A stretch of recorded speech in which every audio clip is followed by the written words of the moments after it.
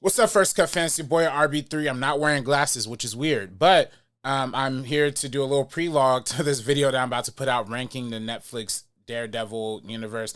I really shot this video way last year, January of 2024, right before Comic-Con. So literally, I had a fresh cut, getting ready to go Comic-Con. I was going to try and release it during then, but life got life in. I didn't do it before Comic-Con. Never really found the right time. But I figured with Daredevil Born Again coming out on Disney Plus this weekend, gosh, my beard looks bad too.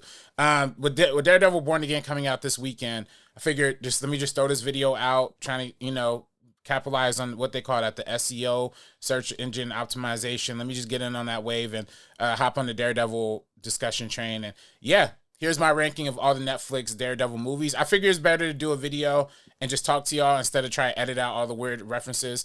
But just know this video was shot in July, so July of 2024. So if I'm making references to stuff from July 2024, that's why it's there. Well, without further ado, here's the video. Come along, children. Now we're going to have a little music. What's up, everybody? It's your boy RB3 for First Cut here. And yeah, I'm doing something a little out of the norm. I'm not usually doing the superhero ranking kind of videos. But today is special. We're getting really close to Deadpool and Wolverine coming out. And I'm sure that this movie is going to be filled with at least 1 or 2 cameos from the Netflix Daredevil or the Netflix Marvel world. And, I'm taking a cue from our homies over at New Rockstars. I don't know anybody at New Rockstars personally, besides Hector Navarro. Shout out Hector Navarro. But they did a ranking of all the X-Men movies, but they actually did an interesting order. They listed the shows, or they listed the movies in the order of their release date, and then gave their ranking, and then revealed the ordering of the list afterwards. I think that's kind of interesting. So I'm going to take a swing at that with the Netflix I keep saying Netflix Daredevil, but the Netflix Marvel Cinematic Universe that's all now available on Disney Plus. And these are great shows. I remember when they were coming out in real time and actually really loving it. And I'm kind of sad that they're gone after rewatching every single one of these series, and I mean everyone except for a couple. I'm going to mention that in a little bit, but I am stoked to talk about this. I'm also going to do an X-Men version of this video after Deadpool and Wolverine comes out, so I can actually accordingly put that movie inside of that ranking, how I would rank Deadpool and Wolverine compared to other X-Men movies. But of course, I got to start off with Netflix Daredevil. Well, I am starting off with Netflix Daredevil because that was the very first thing that kicked it off. Season 1 of Daredevil premiered in 2015, and I was a freshman in college when this show came out, and I was just absolutely on the hook. It was so good, so intriguing, so thoughtful, so meticulous, and really set the tone for what great Marvel television can be. Because you gotta remember, up until that point, they really only had like Agents of S.H.I.E.L.D. and they had Agent Carter too, which were both good. But Daredevil took it up to a whole nother level. Charlie Cox's performance as Matt Murdock was insane, subtle, but also riveting, and also you could tell full of like guilt and everything. Vincent D'Onofrio, I remember when the show was coming out in 2015, there was actually Emmy consideration for Vincent D'Onofrio. I'm surprised that didn't pan out, considering how much of a Emmy's darling Netflix was at the time. You remember at the time they had Orange is the New Black and House of Cards, so they were really all up in the Emmys game. But I guess they didn't want House of Cards and Daredevil eating each other up and stuff like that. But I still think Vincent D'Onofrio gave one of the best superhero villain performances we've ever seen on television. Not to mention all the supporting characters. Deborah Ann Wolf plays Karen Page. Elton Henson, who plays Foggy Nelson. The cinematography was dark, moody, a real palate cleanser from the very generic stuff that we were seeing in the Marvel Cinematic Universe. In the Netflix universe, it was just a whole different level of gritty and real and intense. And I loved every single second of it. Daredevil Season 1 gets a lot of props for also establishing a lot of the greatness of the Daredevil series up until that point, including the hallway fight scenes, including the iconic stunts, and getting his costume later on. So it's almost as close to a perfect season of television as you could get. And it's really hard not putting Daredevil Season 1 as the #1 season of television in the Marvel Netflix world. But I'm actually going to rank it number 2. I'm going to rank it number 2, and you'll see what's number 1 hopefully in a little bit. The next show right after Daredevil was Jessica Jones, also in 2015. Also another one I was in college for. And to be honest, I might have been a little too immature to watch this when I was just a spry 18-year-old boy enjoying Marvel content. I thought it was cool when it first came out, and y'all know I love neo-noir, so that's really the hook that kept me intrigued throughout it all. But I really didn't understand how terrible, how trash the Purple Man was, until I really rewatched it this year. Of course, those themes of sexual assault and rape were ever so prevalent when the show first came out. But I didn't really understand how serialized this man, David Tennant, who plays the Purple Man, how serialized it was, how many people he was affecting, how frequently he was doing it. And not only just sexual assault and but murder, thievery, just pretty much anything that you could do wrong in the book. He influenced that in people's minds and made them do those decisions. And it was really, really, it was tough. It was tough actually rewatching it and realizing like, yo, this guy is way worse than I thought he was. It actually kind of makes David Tennant also one of the best villains in the Marvel universe. It's funny because the season ones of these shows have some of the best villains that we've had in any Marvel universe. We're also going to talk about Mahershala Ali and Luke Cage coming up soon. But yeah, this was, David Tennant as the Purple Man is great. Of course, Kristen Ritter as Jessica Jones is just ever so good. When you first watch the show, it's easy to kind of think, she's kind of stiff or she's kind of only doing a one note thing, but there's layers to it. And you see it all throughout, her alcoholism, her drinking problems, things like that. And it's really, really good. Not to mention Rachel Taylor as Trish Walker. She was also really good, especially in season 1, but she ends up growing more into her character in season 3. Carrie-Anne Moss is like, wow, y'all got Trinity from the Matrix in this, and she's playing actually good supporting role. Openly lesbian character, as open as Jerry was, as she is in this show, it was very surprising for a Marvel title. And it's crazy because if you're a fan of The Boys, you probably didn't realize that season 1 of Jessica Jones actually features Starlight herself, Erin Moriarty, and homegirl who plays Ashley, Kobe Menifee. Both in season 1 and both kind of playing tragic figures to some extent. Kobe is more of a supporting kind of comedic relief, but she ultimately ends up having a tragic realization with her brother. Same thing with Erin. She has this whole abortion storyline. Again, that's another thing, going deep into heavy controversial topics that you just would not expect in a Marvel project. And plus, too, the introduction of Mike Coulter as Luke Cage. There's a lot of great things about Jessica Jones season 1. I really, really like this season a lot. And honestly, I'll rank this as number 4. This is my number 4 best season of the Marvel Netflix collaboration. And after season 1 of Jessica Jones and season 1 of Daredevil, we're off to a super hot start. A run that was further cemented by the release of Daredevil season 2. Now, Daredevil season 2 expands the lore of Matt Murdock, introducing a lot of amazing characters, including Elektra, who's played by Elodie Young, and John Barenthal as Frank Castle, aka the Punisher.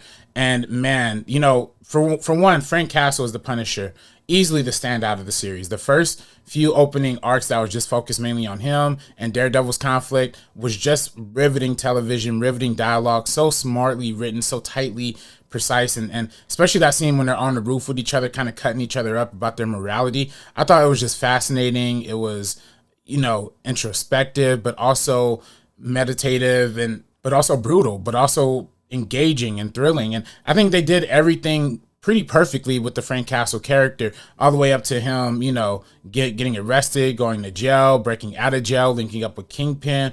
This season, Kingpin takes a little bit more of a backseat, but he's still pulling the strings all across the board. And I think it's super fascinating. And gotta love my man Blake Tower, who actually first appeared in Jessica Jones, but ends up coming back here into Daredevil. And of course, Turk Barrett, man. Turk Barrett is a legend. I haven't mentioned him in Daredevil season 1 of Jessica Jones, but every time Turk Barrett shows up, it is an absolute smoker. He has some great moments in this season. And we also kind of see the legal team start to dissolve a little bit, their issues kind of rising up slowly but surely.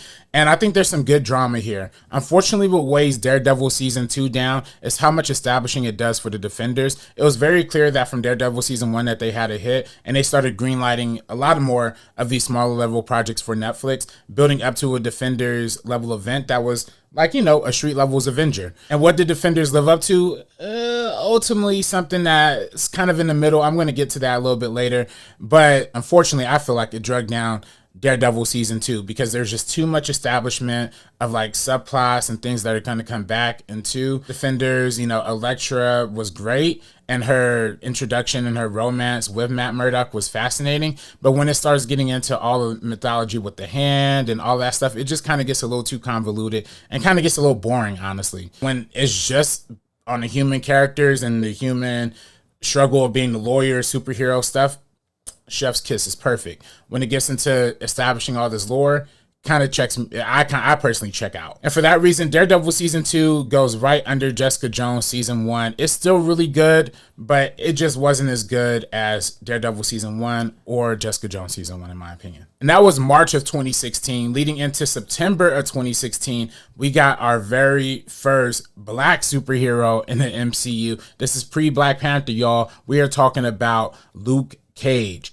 Luke Cage, created by the great Chio Hidori Cooker, starring Mike Coulter as Luke Cage, Simone Missick as Misty Knight, Alfre Woodard as Mariah Diller, Theo Rosie as Shades, Rosario Dawson as Claire Tempo, who was first introduced in Jessica Jones season 1, also Daredevil season 2, but ultimately plays a much fuller role in Luke Cage, the late great Ron Cyphers Jones as Bobby Fish, and of course Mahershala Ali as Cornell Cottonmouth Stokes. That is another one of the top 3, 4, 5, whatever you want to call it, MCU villains ever. You know what I mean? Especially up until this point. And yeah, I love that this show is about the beating heart of Harlem. It's very New York, is very black centric, is very black. I mean, all the conversations, the barbershop talk, you know, talking about, you know, who's the best rapper, top 5, all that was just very real, very authentic, very, very hip. The music was phenomenal. The fact that they had all these amazing guest performances perform almost every episode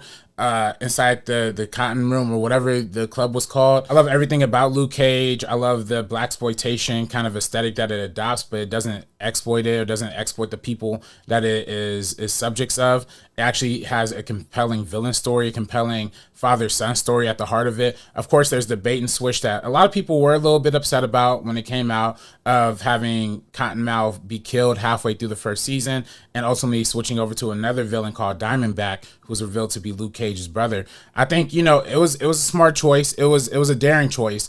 And I think that really preserved the legacy of Mahershala Ali's character in this world, in this Luke Cage season, because it really left Cornell's legacy all throughout it. Of course, the show ends up being absent of a really great villain later on down the line, especially I feel like maybe in season 2. But what Mahershala Ali brought was riveting, was cold, was cunning, was sinister. I love Mahershala's character in this show so much that I've been quoting him on several occasions for years. Like when he says, "Ah, man, you working harder than you're Jamaican." Like I have been saying that for years, and I didn't even realize I took it from Cottonmouth, aka Mahershala Ali, and Luke Cage. It's also the scene again with the great Turk Barrett where they're, you know, trying to figure out a situation on top of the roof. One of the stupid gangsters, like one of the low-level gangsters, ends up killing the wrong person, and then Mahershala gets so mad that he just throws dude off the roof, literally just punches him, and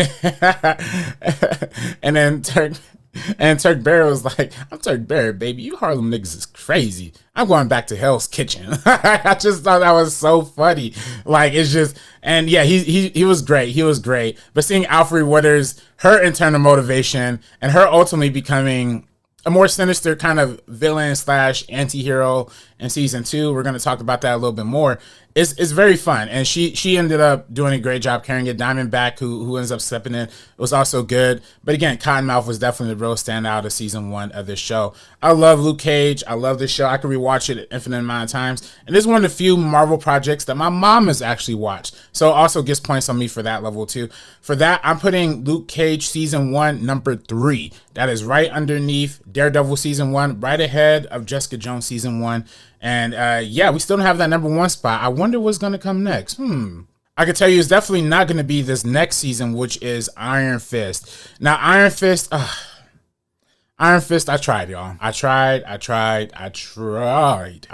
very hard. In real time, I tried. I watched the whole season when it first aired, season 1, and it wasn't good. It wasn't good. And I went back to try to rewatch it again. And this is one I had to skip. This is one of the rewatches I had to skip, y'all. I couldn't do it because I sat through the first episode and I found myself playing phone games. I found myself unawake. Like, it just was not the move. No offense to Finn Jones. No offense to Jessica Henwick and all the amazing people who I'm sure were involved in this show. It just wasn't it. The snobby playboy thing. You can only do it so many times in Marvel, and to do it, you kind of have to make it look expensive and fun and real. And Danny Rand, as portrayed by Finn Jones, just wasn't fun. He wasn't energetic. He didn't have no swagger. He ends up coming into Luke Cage season 2, and they try to swagger him up a little bit more so he could kind of fit in there. And I thought that was a little bit better. But what he had in his own show just wasn't it. It was like Succession without the funny. It was like the Karate Kid without good action. It was just everything that, you know, you'd expect to see in a good Marvel show. You know, well-written characters, well-rounded pacing. It just wasn't there. And for that, Iron Fist really goes down all the way to the bottom of the list. And because I didn't watch season 2 of Iron Fist, I'm actually just going to clump season 1 and season 2 together as a whole series and just go ahead and throw that right down to the bottom, number 12. I'm sorry, Iron Fist. I hate to do you like that, but no. Next up is The Defenders. Gosh, I remember the hype for this show so vividly. I remember sitting in Hall H at San Diego Comic-Con where they screened us the first episode of The Defenders. It was huge. I mean, I couldn't believe they were showing us the whole episode. It was great. I felt like, you know, it was the big team up event we've all been waiting for. Even though Iron Fist was lackluster, you know, you still have 3 characters that you truly are genuinely in love with by the time you go into the series. So you're hyped. Not to mention everything, you know, even though all that sloggy establishing stuff that they did in Daredevil season 2 kind of got in the way a little bit, you're kind of excited to see how it pays off in this season.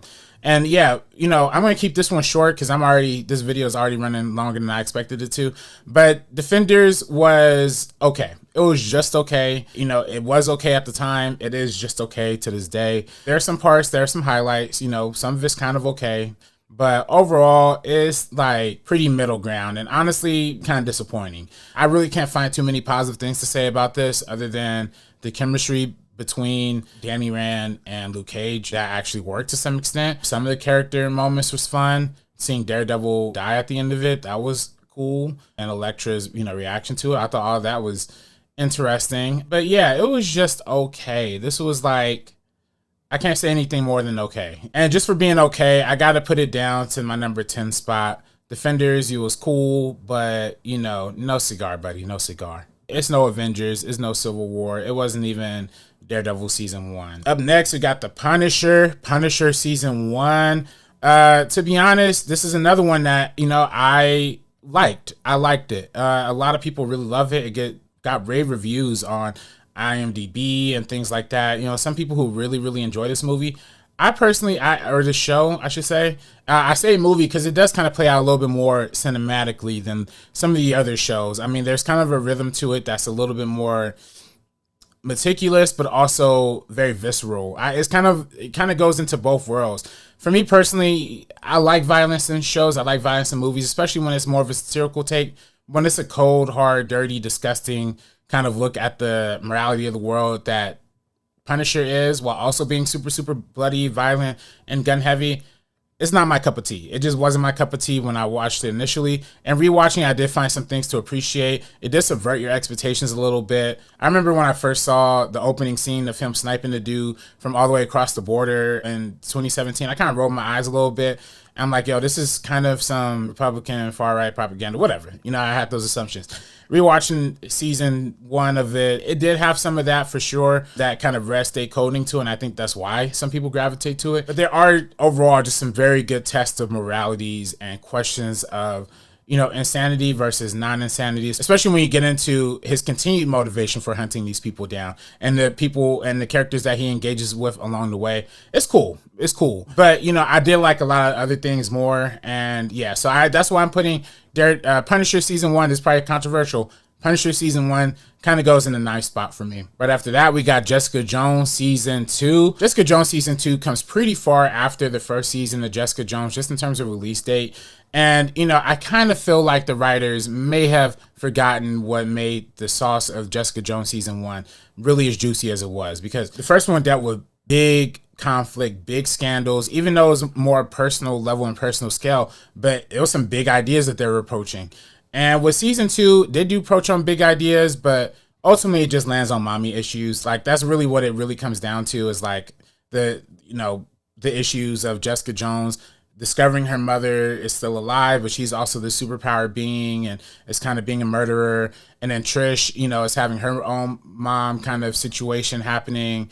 And, you know, but Trish is still trying to deal with the fallout of her ex from the last season, who was just this crazy mofo taking these drugs. Now she starts taking them. The progression of Trisha's story is really what makes this the more interesting part of the season, because it does end up climaxing somewhat nicely into Jessica Jones season 3. But yeah, I thought this was okay. This was an okay season of television too.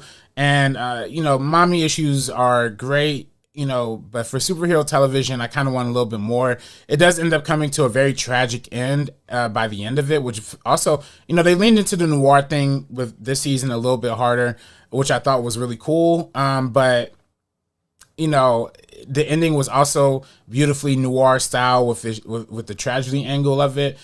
But it was just, it was cool. It was cool. For that, I'm putting Jessica Jones right above Punisher season 1. I'm putting this at the number 8 spot. Next up, Luke Cage season 2. This one's a fun follow-up to season 1. Kind of gets more into Alfred Witter's character becoming more of the central bad guy figure, while also having this very interesting Jamaican superpower subplot at the heart of it. And let me just say right off the bat, with the Jamaican stuff, it's really bad. I know it's really bad. I know the Jamaicans are terrible. And I'm sorry, I'm sorry that I'm going to praise a show that has such bad Jamaican accents. And I know that the writers and the creators were all coming at it with humble intent. That's why I'm kind of giving it a little bit of grace. But yeah, I will say it was bad. And it was, distracting at some points. Him call me Bushmaster now. For my brother said you would never come here. And your brother told me he'd never do business with a Stokes. I want him. He went to a meeting with her and ended up dead. You don't tell me for my business or what's right for my business. Out of nowhere. You talk rude to me? No. Hey, boy, Luke Cage. I have a message for you, You disrespect Jamaican. I disrespect the flag. The next time you do a movie, video, series, and only not put real Jamaican in it, firebomb phone. The rest of the season was actually pretty good. I like seeing the kind of moral gray area that Luke Cage is finding himself existing in throughout the season. I mean, even though this is a superhero show, it almost kind of is almost like a villain origin story a little bit, where we see Luke Cage at the beginning of the season kind of being the upright, noble hero that, you've come to expect from Luke Cage, and especially coming off the events of the Defenders and all that. But as the tides turn and all this violence keeps creeping up between the Jamaicans, between Alfred Witter's character, Mariah Diller, and her political campaign and her ascension to power and her decline from power, and all of her gangster backstories all coming to haunt, the city of Harlem, you kind of see, because there's no more Cottonmouth, because there's no more Cornell, and because Mariah is trying to get into the clean life, there isn't really an authority figure over the crime over Harlem. So Luke Cage ultimately, kind of spoiler alerts, but he kind of embraces that role himself. Like, by the end of it, he kind of ends up taking over the Cotton Club or whatever the nightclub was. He ends up, wearing the suit and ends up almost kind of seeming like, he's about to start running stuff on the underground tip. So it's very interesting. Like, I never really seen a superhero show go that level, especially with a character who we've been following for so long.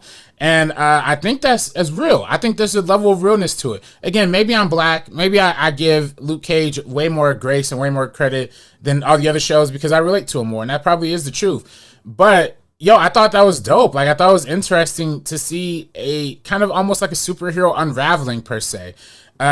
Even more, and Daredevil also explores these topics, and Daredevil also goes to those kind of same moral gray places as well. And that's why I reward Daredevil to the highest levels too.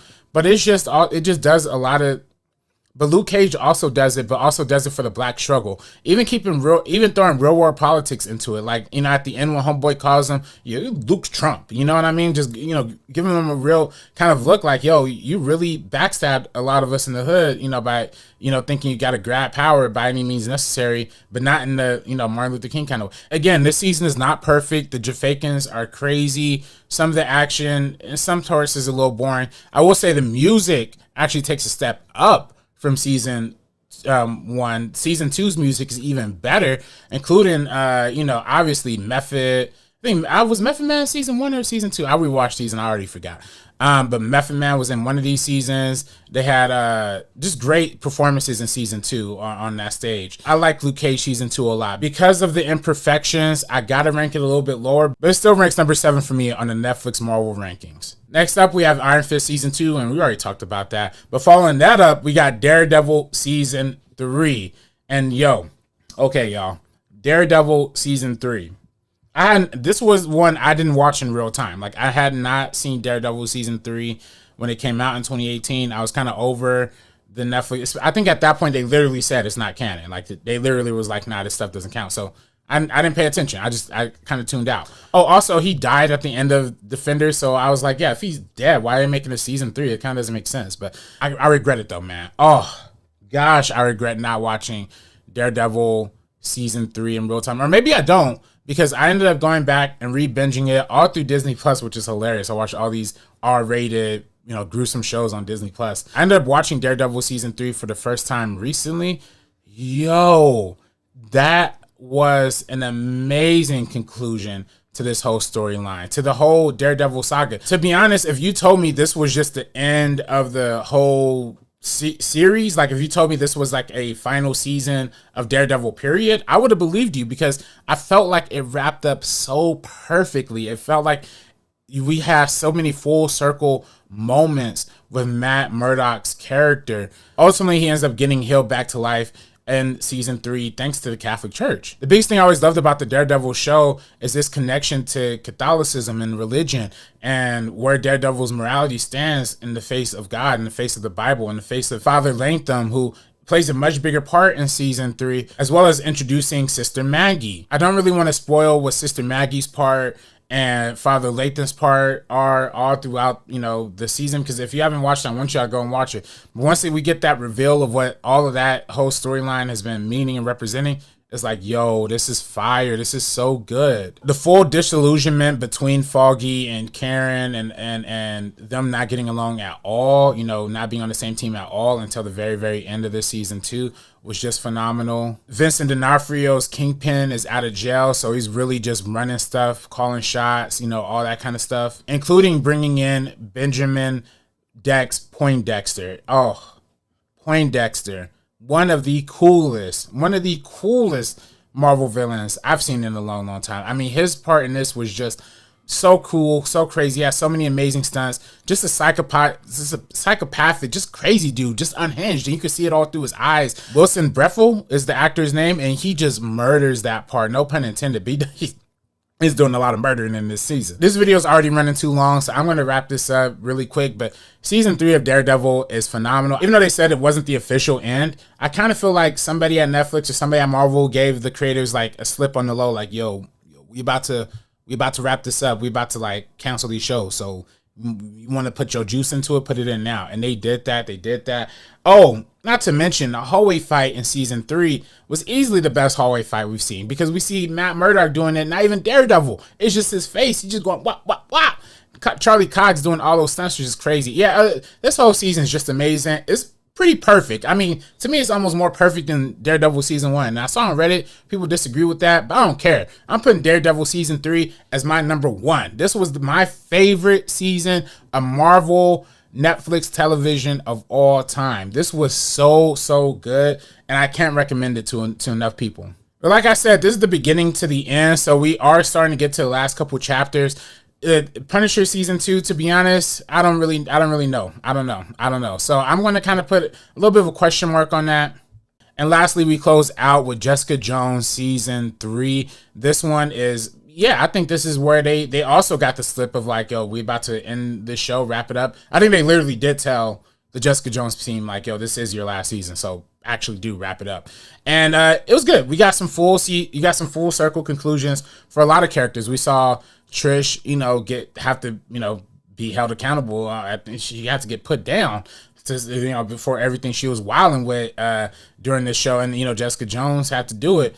Of course, Luke Cage comes back to kind of give her that advice, to kind of give her that push. Mike Coulter, like, I had to put down my brother Diamondback. You got to do what you got to do. The death of Trish's mom ultimately just completely unravels her and leads her down this kind of crazy villain arc. Edgar Danfield, he has a much more significant role, I feel like, in season 3. you know, with Trish kind of going in and out, falling in and out of that relationship. It's some good stuff. The one down part about Jessica Jones is that the action has never really been that great in that show, and I think it excels in spite of that. But you know, in this one, it's like I wish that season 3 they would have upped the budget a little bit more to kind of give us some more spectacular fight sequences. Other than that, though, it was fun. I really enjoyed this closeout to Jessica Jones saga. I felt like it was better than season 2, and I felt like it was actually one of the more entertaining Marvel Netflix shows that we got. So for that, I'm putting Jessica Jones season 3 number 6.